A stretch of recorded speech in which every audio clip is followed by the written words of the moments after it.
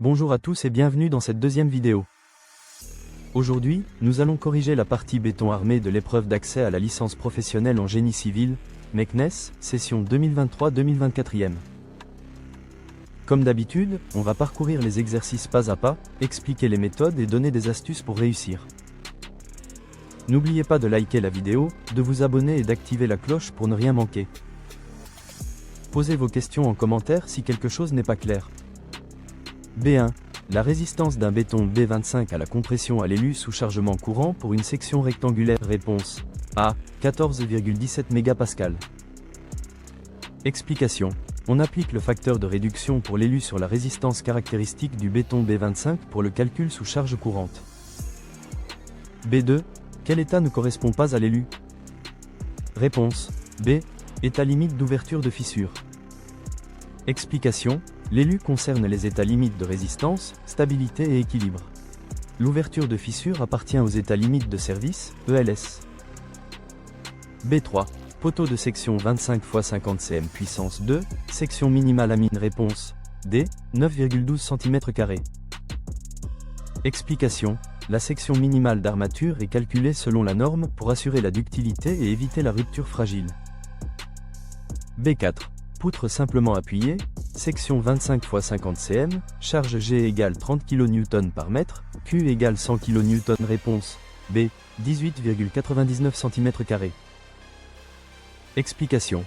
On calcule la section d'armature longitudinale en fonction du moment maximal et des propriétés du béton B30 et de l'acier HA500. Les fissurations étant peu préjudiciables, on applique la formule simplifiée. B5. Quand utilise-t-on les armatures de peau? Réponse C. La hauteur de la section est assez grande. Explication. Les armatures de peau sont nécessaires pour répartir les contraintes dans les sections profondes. B6. Élancement d'un poteau carré 30 x 30 cm et hauteur 4 m. Réponse C. 40,78. Explication.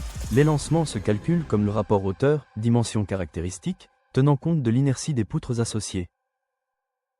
B7. Tirant 30 x 30 cm, Enseur égale 250 kN, Nu égale 350 kN. Réponse C. 8,05 cm².